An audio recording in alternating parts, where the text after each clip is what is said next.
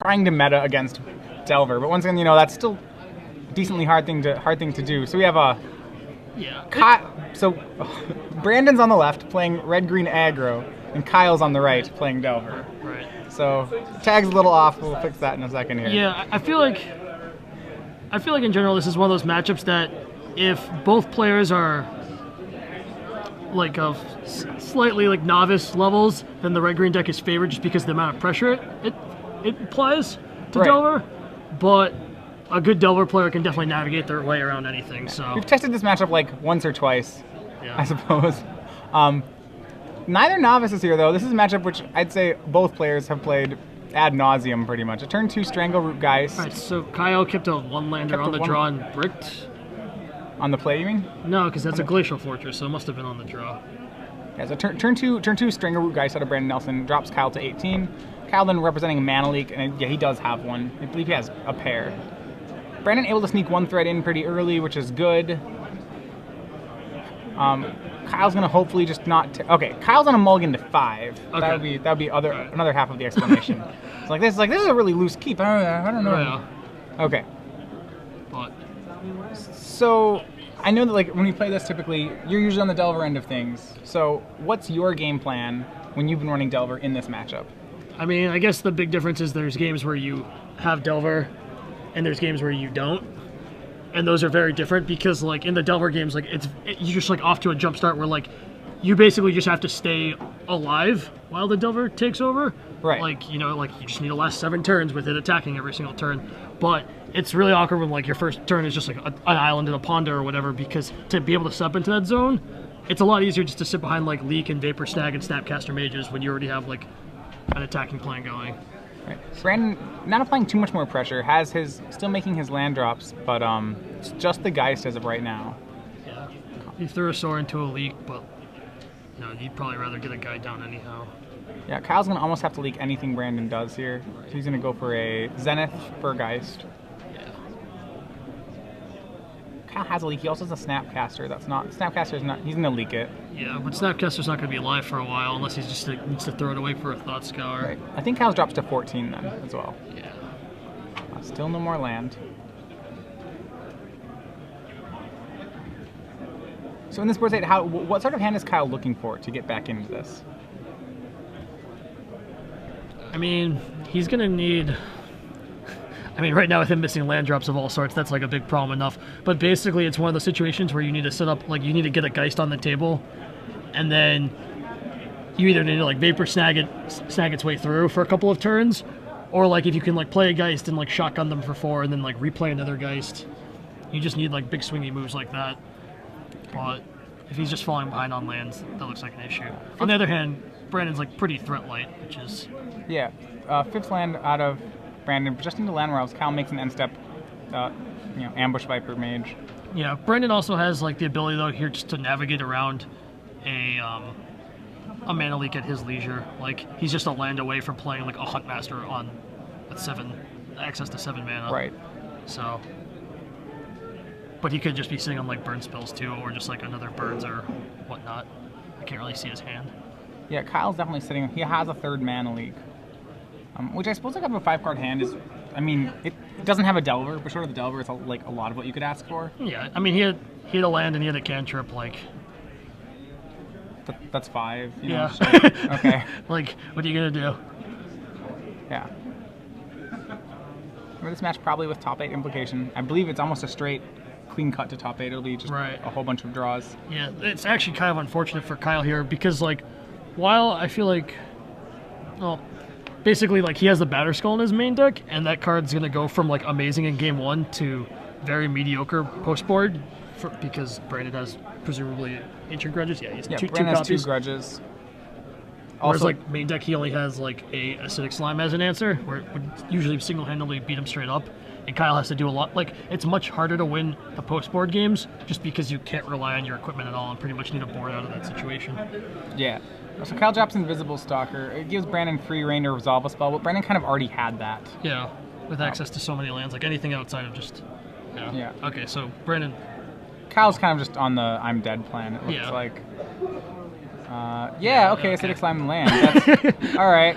All right. Draw to not a land. Oh, okay. Oh, gut shot. He could gut shot the elves right here. That'd be. He could vapor snag that 6 line and just lose his other land too, but I think. I like his counting. Yeah. Okay. Finding the most creative way to lose at this point, I suppose. Alright, Kyle packs it up. So, I remember, this came up a lot in testing. You like being on the Delver side of this matchup, right? I mean, I like being on the Delver side of everything, but yeah. No. Okay, tell me about that, because, a lot of people out here, and I'm going to agree with them, sure, kind of think as Red-Green Aggro is like an anti-Delver deck. Or it certainly has taken on, especially today, it's taken on that role.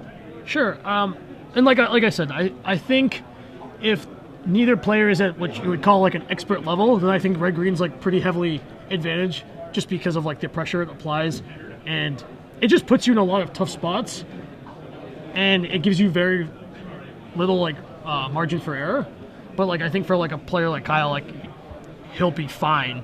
But you say it's much more about like the skill of like I think much it's more about dependent Kyle's on skill Kyle's than Brandon's here, right? Because Brandon's gonna replicate the same game states a lot. Like you're either gonna have games where like you lead off with a birds and you just start like ramming threats down. Like it's either like a Geist on 2 or a Zenith for a Geist or a Daybreak Ranger or whatever.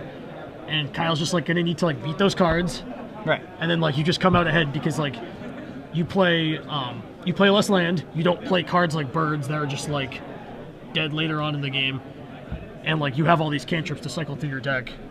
It's like once you know what's important, you can nap. Certainly think there's more play in the Delver deck. It's one of the advantages of it is, right?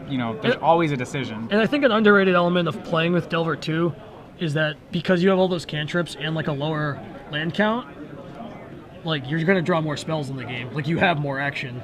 Yeah. And like you do have to like mulligan less too, and you're better out of those mulligans that you do take just because like the nature of your deck, and that shows up over like the length of a tournament. Like. So you like, but at the same time, so you like going late in games with Delver.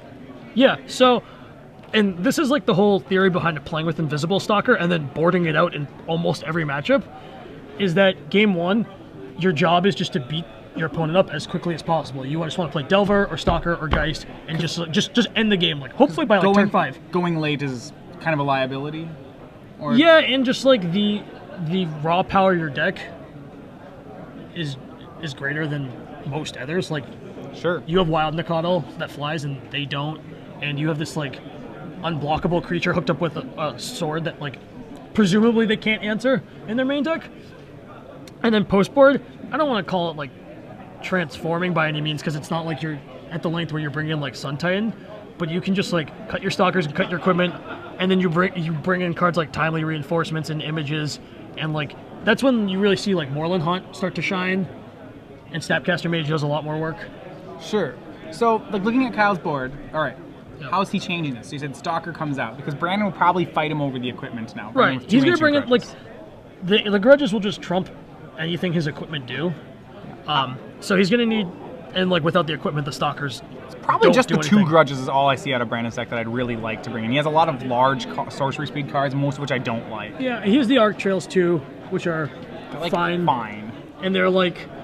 They're very, shall we say, like sexy. Where if he opens on 2 Delvers and you get to get them, like it's just the greatest thing in the world. But I obviously understand this is a corner case. Right. But I expect Kyle to bring in like Images, Purges if he knows that Brandon has Hell Riders, but he doesn't. Timely Reinforcements. Kyle's shipping as well. So does Brandon. Both players on 6. I think that benefits Kyle more. Not really. It's like pretty a wash. Yeah. So whoever draws the better hand is still favored. Oh. I mean, both these decks mulligan fine, right? Yeah. Like, the upside and the downside of being in red-green is that you have all those mana guys. So you have, like, somewhat of a higher land count, but you also have the ability just to open a hand of, like, 3 lands, 2 mana guys, and, like, a sword, and you're just like... I don't really know where this is going. The guy like Divine Offerings, you're like, oh, yeah. Crap. Right. So what kind of hand is he looking for? Is he still, he's on the play, like typically you want those fast, like obviously fast Delver draws are great, But he's on 6. He's not picky. What kind? The game plan here is to Yeah, I don't know, fill in the blank. his mana leaks are much better on the play because they'll always catch a Strangleroot Geist, and like once you get that out of the way, I mean, you have all the breathing room in the world. Like let's pretend that Geist from the last game doesn't exist. It's completely different. 6 lands out of we'll Kyle. be shipping that one back. So he's also going to 5. Not going to get to play many games. It doesn't look like. Brandon contemplating. Looks like he's keeping. This is why no one's heard of Kyle. There is that. Kyle's still in good spirits though. Brandon in better spirits. Well, yeah. I mean, and Ken Burrow looking over shoulder. Ken Burrow also playing for top 8 this round. Yeah. Coming out of retirement. I know. For all the Burrows out there.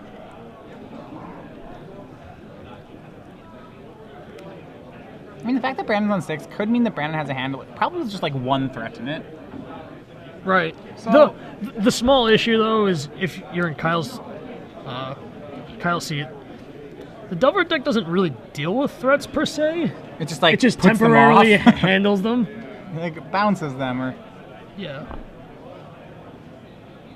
Is that no no lands. lander? That's no lands. All right. We'll be going to 4. Glad we're bringing you quality magic here. He's gonna down to 4 and 5 and 4. It's like almost one hand if you put both of them together. I believe Kyle lost round 1. If I'm not mistaken. So That's very possible. yeah, and it enters in with both of them with pretty weak breakers actually. Both of them lost round 1 or 2. I think they're both on the streak. The breakers seem all but irrelevant at this point. Yeah, because the clean cut. Cut's so clean. Yeah, it doesn't really matter. Kyle just getting really outplayed here. And he knows it, just staring deep into the camera's eyes. It's alright, man. You never had a shot.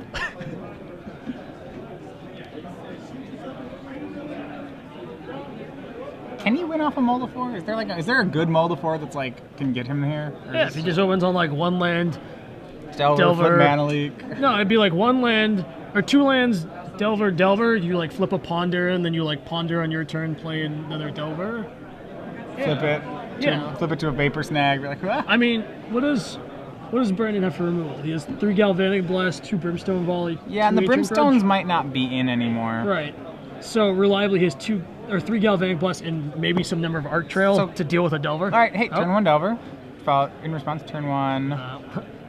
Does not flip the Delver. He's gonna Ponder. There's a Snag. He can draw land and put Snag on top. That's like pretty. It's about a as real good play. as you can hope for off a 4. What else is he have? A Divine Offering, it looks like. Not like a Timely. I can't really tell. Timely's pretty good, right? Maybe he doesn't have the 3rd land. The problem with Timely in this matchup, well, that's very aggressive. Brandon's not going to bite. Actually, Brandon, you have to bite here. Yeah. Yeah, I feel like that's the only way Kyle's going to win is if maybe he's just trying to choke him on lands, but don't you swing first and then offer the trade? I mean, yeah, the problem is that. Yeah. So the issue with Timely is that say he plays it here, what has he accomplished? He can trade with the Strangleroot Geist now, and he's gained some life. Timely's a lot better against zombies, I feel like, because the life is more relevant at grinding out the game, but the red-green deck's very capable of just taking over with a Huntmaster that you're never going to stop with some tokens. The instant Vapor Snagging the Geist, but that's unsummon on the defense is pretty bad. All right, Geist is Saint Traft. Sure. 1 card left. I still don't get the Delver attack. No, I don't understand the Delver attack. Because he knows the Snag is there, right? Yeah. Maybe his greatest fear was just him. I don't know. Maybe he just Daybreak thought he Ranger? could. Yeah, but even that doesn't make you're sense. dead to Daybreak Ranger anyway. Maybe he thought he could just cut him off on lands or something.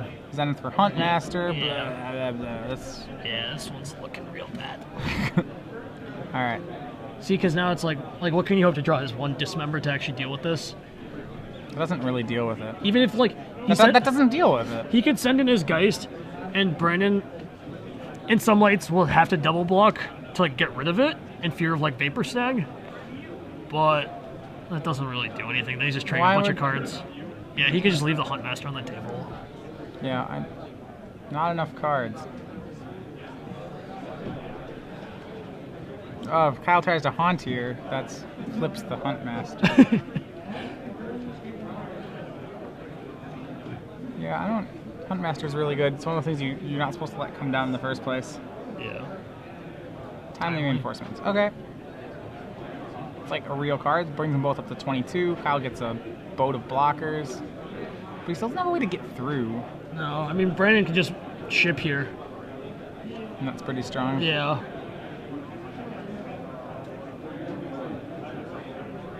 Ship and then just like start playing like the flip the Huntmaster game. Yeah, you can't. It's hard to lose when you flip it twice. Legacy Open players, Legacy Challenge players, rather. Sorry about that. Your round 2 pairings are being posted on your pairings board. Again on blue paper. Strangleroot Geist comes into play. See, like, why even make that play though? I would just ship. Yeah, that play's weaker than shipping. I would agree. Like, and is that a second one in his hand? Like, these have no real board presence. But if right you now. do that, I mean, don't you just ship and then next turn you double Geist and flip back? I mean, yeah, and then just like building a board. This is splitting hairs. I mean, it's like, okay, would you like to crush or crush? But yeah. I think he's crushing him in the wrong way. Yeah. Like he's making these tokens like kind of relevant, whereas he could have just like shipped and then. 8 some had a 4/4, not cared. Yeah. Like Kyle's realistic ways to even deal with this Huntmaster at any point are the 1 dismember and purges if he brought them in, but they're not very good against Brandon's build. So. Alright, swings in with just the 2 creatures. One of them trades. Okay, sword, that's really almost relevant. I mean, again, like this is why Brandon could just like sit here flipping the Huntmaster. He could just make some tokens to block whatever. As long as that sword never connects. And even if it does, like Kyle doesn't have any cards in his hand to gain life. Brandon's like down to like very few cards. It's really just +2/+2 in protection. Yeah. So, other thing about Delver, we're seeing today a lot of Delver, like, so, I said before the tournament, almost everybody I knew coming into this tournament was playing Delver. Sure. We're seeing a lot of it not in the top 8. It's like, it's underperforming. If I told you that, 70% of the top players are playing Delver, like, we're not seeing much Delver at the top tables. Sure. Like, reaction.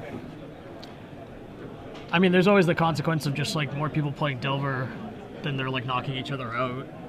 Sure, so, but even then... The thing is, like, the deck is always going to underperform. Like, Complet underperformed in a field. Right. But it's just because, like, there's actually just too many people playing it. I mean, there's still the argument that, like, if the deck is the top deck, and 60% of the people are playing it, you'd expect 60% of the top 8. Especially when you're talking about, like, the stronger players playing it. Sure, but, like, even if you look up here, like, Boyd and Mohan, I'm not too familiar with the name, but I know he's won, like, a couple PTQs, and he's a big guy from Iowa. And Boyd, he's won a Star City Open. He's played on the PT several times. Like, they're both just very good people, and they're capable of winning with, like, they're playing reasonable decks that aren't named Delver. So I think Mohan actually... We'll check. Mohan was playing like a ramp deck, I believe. Yeah, Mohan is playing the Conley Woods ramp deck. Right. And Boyd playing Frights. And those are both like very strong, like they're very strong decks and they're very capable of beating people. Yeah. Like, he's gonna grudge Nelson now. Okay, getting back to the game for a second. Nelson grudging the Sword of War and Pete's, really taking all of Kyle's out. Okay, it's getting scooped up. Brandon Nelson defeats Kyle Stoll 2 games to 0, defeats a Mold of 5, then followed by a Mold of 4. In short order. Yes.